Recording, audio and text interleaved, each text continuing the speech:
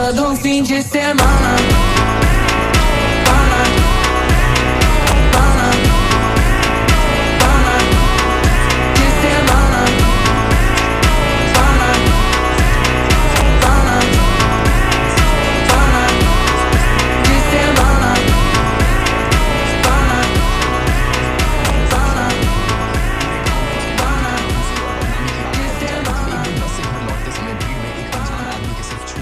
शैलू के अंदर की वह अजीब सी बेचैनी और तलब फिर से बेकाबू होने लगी। अपनी उस असहनीय तलब को रोकने और खुद को किसी तरह शांत रखने के लिए कलाई पर लगातार रबर बैंड खींचकर खुद को चोट पहुंचाने लगी ताकि उस शारीरिक दर्द से उसकी वो मानसिक बेचैनी दब सके। यह सिलसिला दिन ब दिन इतना बढ़ता गया कि एक दिन गोदाम के मालिक ने अपने 4 दोस्तों को शैलू का फायदा उठाने के लिए बुला लिया। लेकिन जब शैलू ने उसकी बात मानने से इनकार कर दिया तो उसने उस पर चोरी का झूठा इल्जाम लगाया और धक्के मारकर काम से निकाल दिया। इस भारी अपमान को शैलू सह नहीं पाई। उसने सोचा कि वह अपनी जान दे दे, लेकिन वह ऐसा करने की हिम्मत नहीं जुटा पाई। फिर अचानक एक दिन उसने गांव के बिट्टू नाम के एक लड़के को बुलाया और उससे कहा कि वह उसे बेंत से बुरी तरह पीटे। दरअसल शैलू अपने अंदर की उस अजीब सी शारीरिक तलब को दर्द के जरिए दबाने की कोशिश कर रही थी। बिट्टू को इसके पीछे का असल मकसद कुछ समझ नहीं आ रहा था, लेकिन न चाहते हुए भी उसे ऐसा करना पड़ा। इस तरह हर दिन बेतहाशा दर्द सहने के बावजूद वह अपनी इस अजीब सी बीमारी और तलब के आगे हार जाती थी और अनियंत्रित होकर एक के बाद एक संबंध बनाती रही। गांव का हर आदमी उसकी इस लाचारी का फायदा उठाने लगा। शैलू का खुद के शरीर और दिमाग पर अब कोई काबू नहीं रहा था। एक रात जब वह घर लौट रही थी तो कुछ लोगों ने उसका पीछा किया। अपनी आबरू बचाने के लिए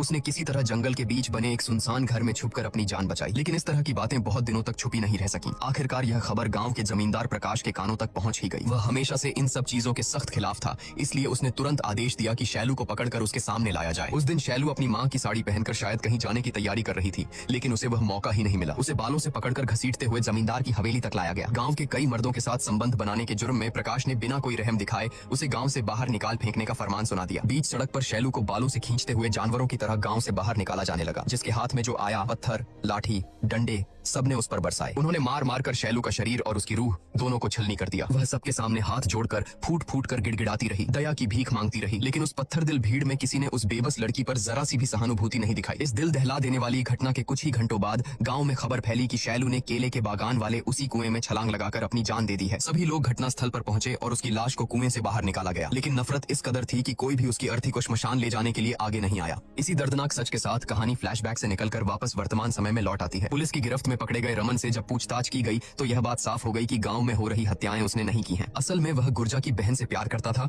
और उसे अच्छी तरह पता था कि गुर्जा इस रिश्ते को कभी नहीं मानेगा। इसलिए वह जानबूझकर दीवार पर उन दोनों का नाम लिखने गया था ताकि बदनामी के डर से गुर्जा खुद ही अपनी बहन की शादी उससे करवा दे। उधर सब इंस्पेक्टर माया गहरे असमंजस में पड़ गई, क्योंकि पोस्टमार्टम की जो रिपोर्ट आई थी उसने पुलिस को पूरी तरह